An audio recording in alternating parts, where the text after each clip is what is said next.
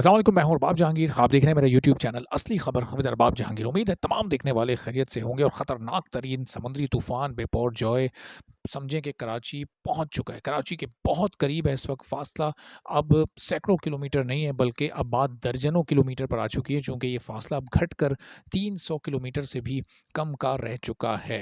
अब इस तूफ़ान के जो असरात हैं वो बहुत खौफनाक तरीके से पिछले कुछ घंटों में देखे जा रहे हैं। आप देखें कि जो डिफेंस का गोल्फ क्लब है, जो दूसरे क्लब्स हैं, क्रीक क्लब है, वहाँ पर चूँकि वो समंदर किनारे बनाए गए हैं, चूँकि वहाँ नज़ारे बहुत ज़बरदस्त होते हैं, आपको समंदर किनारे बड़ा रिलैक्स आप फ़ील करते हैं, तो वहाँ पर वो जो पानी है समंदर का, वो अपनी बाउंड्रीज़ को तोड़कर क्लब्स में दाखिल हुआ और वहाँ पर क्लब्स को फ़ौरी तौर पर इक़दामात उठाने पड़े और कोशिश ये करनी पड़ी कि पानी को रोका जा सके। लेकिन बिखरी हुई लहरें और ये बिखरी हुई मौजें, इनको रोकना इतना आसान नहीं होता। फ़ौज को तलब किया गया, आर्मी के स्पेशल दस्ते कैंट के इलाके से निकलकर ऐसे इलाकों में पहुँचे हैं जहाँ-जहाँ साहिली आबादियाँ हैं, जिन इलाकों में नकल मकानी करवानी थी, जिन इलाकों को खाली करवाना था, जहाँ इवैक्यूएशन का प्रोसेस तेज़ी के साथ अमल में लाना था, चूँकि पूरे डिफेंस को, पूरे क्लिफ्टन को खाली करवाना था और वहाँ बाकायदा डीएचए अथॉरिटी की तरफ से वहाँ पर ख़ास तौर पर ऐलानात किए गए, हिदायत जारी की गई कि आप अपने-अपने घरों को खाली कर दें। घरों को खाली करके जो अहम तरीन आपकी इम्पोर्टेंट चीज़ें हैं,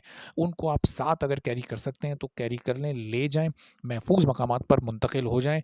इन घरों को खाली कर दें ताकि खुदा न ख़ास्ता अगर ये तूफ़ान वैसे तो महकमा मौसमियात ये बता चुका कि ये गुजरात और केटी बंदर के दरमियान, भारतीय गुजरात, पाकिस्तानी गुजरात नहीं, भारतीय गुजरात और केटी बंदर के दरमियान किसी मकाम पर टकराएगा, तो कराची से इसका रुख मुड़ गया। लेकिन जाते-जाते चूँकि बहुत करीब से गुज़र रहा है कराची के, तो इसके असरात बहुत ज़्यादा देखे जा रहे हैं। इसीलिए ये ऐलानात किए गए कि खुदा न ख़ास्ता अगर कोई सैलाबी सूरत हाल बने तो घरों को चाहे नुकसान पहुँच जाए, लेकिन जानों को कम से कम महफूज़ किया जा सके।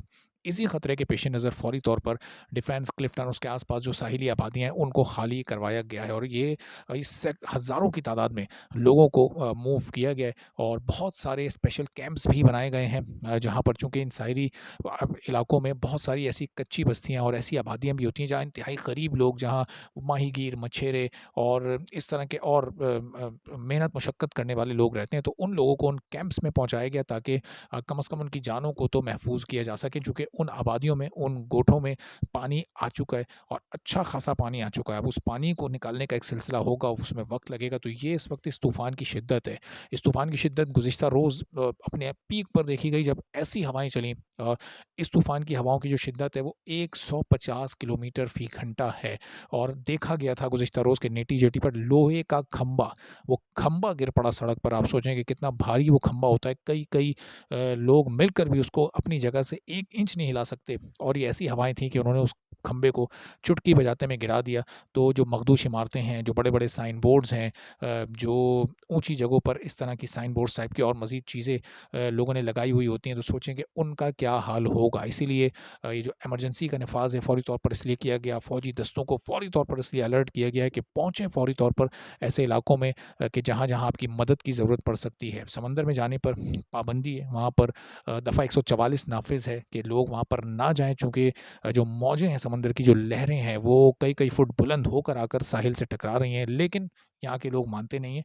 कल भी हमने ऐसे मनाज़िर देखे कि लोग वो सारी पाबंदियाँ तोड़ते हुए कहीं न कहीं से छुप-छुपा कर वहाँ पहुँच ही गए और लोग तफ़रीह के लिए जा रहे हैं। मतलब समंदर के तूफ़ान को लोग मज़ाक समझ रहे हैं। अभी हमने पिछले रोज़ देखे थे कि इंडिया के रत्नागिरी साहिल के जो मनाज़िर थे, किस तरह से माफ़ कीजिएगा, किस तरह से वहाँ पर उस तूफ़ान ने, उन लहरों ने आकर लोगों को समझें कि बस निगल ही लिया था। कई लोग जब लहरें वापस जा रही थी तो उसकी ज़द में आकर समंदर बुर्द भी हुए। वहाँ लोगों ने इतने खौफ़नाक मनाज़िर देखे, लेकिन उसके बावजूद भी यहाँ के लोगों को अकल नहीं आ रही। बहरहाल इस वक़्त पूरी कोशिश इंतज़ामिया की, तमाम रेस्क्यू इदारों की ये है कि इक़दामात पहले से उठा लिए जाएँ और इसके नुकसान से बचने की कोशिश की जाए। गो कि अल्लाह के करम से ये महकमा मौसमियात कन्फर्म कर चुका है कि कराची से इसका रुख अब मुड़ चुका है।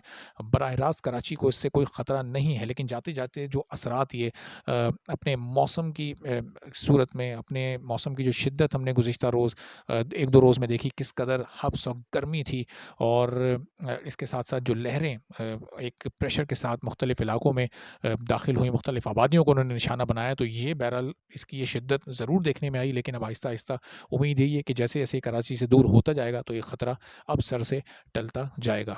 इस बारे में आपको मज़ीद भी अपडेट करते रहेंगे। इजाज़त दीजिए। अल्लाह हाफ़िज़।